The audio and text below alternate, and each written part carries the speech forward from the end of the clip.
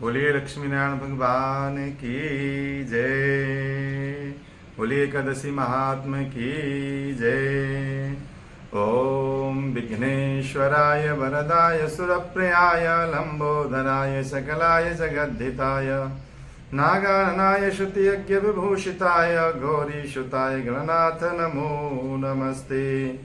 ओम बंसी विभूषित करा नवनीरदावात् पीताम्बरादरुणबिम्बफलादरुष्टात् पूर्णेन्दुसुन्दरमुखादरविन्दनेत्रात् कृष्णात् परं किमपि त्वमहं न जाने।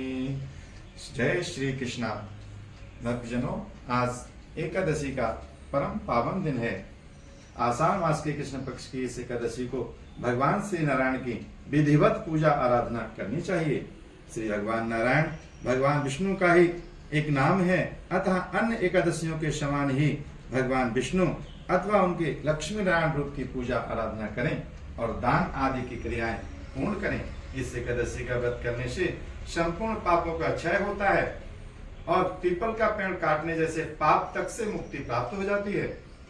किसी के दिए हुए साप तक का निवारण इस एकादशी का व्रत करने से प्राप्त होता है। योगिनी एकादशी का व्रत करने से इस व्रत को करने वाला इस लोक में सभी सुखों को भोग कर अंत में परमात्मा के श्रीधाम को प्राप्त होता है। धर्मराज युधिष्ठिर ने यही प्रश्न भगवान श्री कृष्ण से किया था और भगवान श्री कृष्ण ने सविस्तार पूर्वक धर्मराज युधिष्ठिर को एकादशी का महात्म्य सुनाया। भगवान कहते हैं कि हे राजन, आषाढ़ मास के कृष्ण पक्ष की एकादशी का नाम योगिनी एकादशी है। समस्त पापों को क्षय करने वाला और इस श्लोक में सभी सुख और अंत में मोक्ष प्रदान करने वाला इस एकादशी का व्रत, योगिनी एकादशी का व्रत करने से देवताओं के दिए गए श्राप तक से मुक्ति प्राप्त हो जाती है। पुराणों में वर्णित एक कथा है जो मैं आपको सुनाता हूँ, आप ध्यान पूर्वक सुनिए। स्वर्गलोक में इंद्र की अलकापुरी नामक अत्यंत भव्य और रमणीय नगरी है। इसमें यक्षों का राजा कुबेर एक भव्य भवन में रहता है। कुबेर प्रबल शिव भक्त था और प्रतिदिन प्रातःकाल शिव जी की पूजा आराधना बड़े ही तत्परता पूर्वक किया करता था। हेम नामक एक माली प्रतिदिन उसकी पूजा के लिए मानसरोवर से फूल लाकर कुबेर के यहाँ पहुंचाया करता था। हेम माली की पत्नी का नाम विशालाक्षी था। अप्सराओं के समान सुंदर, अत्यंत गुणवती और महान पतिव्रता थी। हेममाली की पत्नी पिंगलाक्षी हेममाली अर्धरात्रि में फूल लेने के लिए मानसरोवर जाता है। सुबह वहां से फूल लाकर राजा कुबेर के यहाँ पहुंचाता है। एक दिन की बात है कि वह मानसरोवर से पुष्प ले आया, परंतु कामातुर होने के कारण मार्ग में ही अपने घर चला गया और पत्नी के साथ हास्य विनोद और रमण करने में तल्लीन हो गया। जब दोपहर तक कुबेर के पास पूजा के लिए फूल नहीं पहुंचे तो कुबेर ने अपने सेवकों को कारण जानने के लिए भेजा। वो हेममाली के घर गए।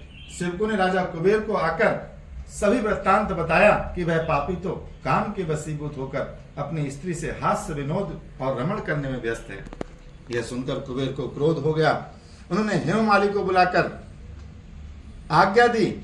हेममाली भय से कांपता हुआ कुबेर के सामने उपस्थित हुआ। उसे देखकर क्रोध के मारे कुबेर के नेत्र लाल हो गए और उन्होंने कहा, हे पापी नीच कामी, तूने पूज्य ने ईश्वर के भी ईश्वर श्री शिव जी महाराज का अनादर किया, इसलिए मैं तुझको श्राप देता हूं कि तू स्त्री का वियोग सहेगा और मृत्यु लोक में जाकर कोढ़ी होगा।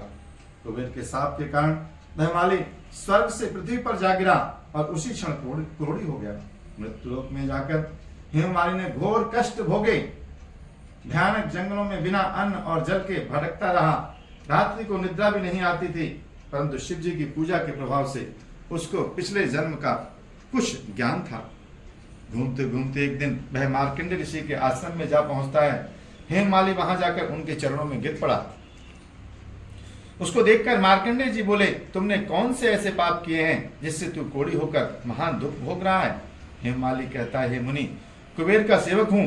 मैं राजा की पूजा के लिए प्रतिदिन पुष्प लाया करता था। एक दिन अपनी स्त्री के साथ विहार करते करते देर हो गई और दोपहर तक पुष्प लेकर न पहुंचा तो उन्होंने मुझे श्राप दे दिया और श्राप दिया कि तू अपने स्त्री का वियोग सहते हुए मृत्यु लोक में जाकर कोढ़ी बनकर दुख भोगेगा।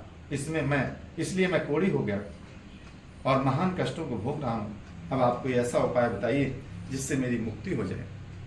हेमाली की ये बता सुनकर ऋषि कहते हैं कि तुमने मेरे सन्मुख सत्य वचन कहे हैं, इसलिए मैं तेरे उद्धार के लिए एक व्रत बतलाता हूं। यदि तू आषाढ़ मास के कृष्ण पक्ष की योगिनी नामक एकादशी का विधि पूर्वक व्रत करेगा तो तेरे समस्त पाप नष्ट हो जाएंगे। ये सुनकर हेममाली बहुत प्रसन्न हुआ और उसने मुनि के वचनों के अनुसार योगिनी एकादशी का विधि पूर्वक व्रत किया, जिसके प्रभाव से वह फिर अपने पुराने रूप में आ गया और अलकापुरी में पहुंचकर अपनी स्त्री के साथ आनंद पूर्वक रहने लगा।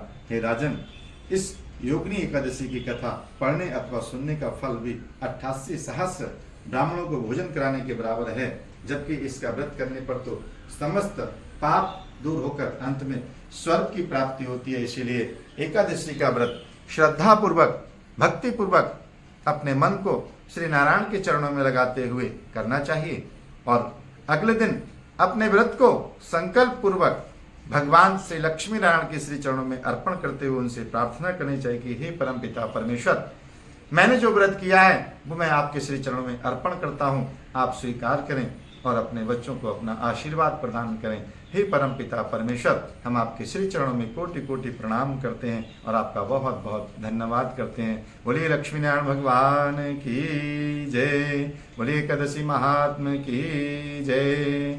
ओम नारायणं नमस्कृतं नरं चैव नरोत्तमं देवीं सरस्वतीं व्यासं ततो जयमुदीरयेत्। ओम श्री नारायणाय नमो नमः।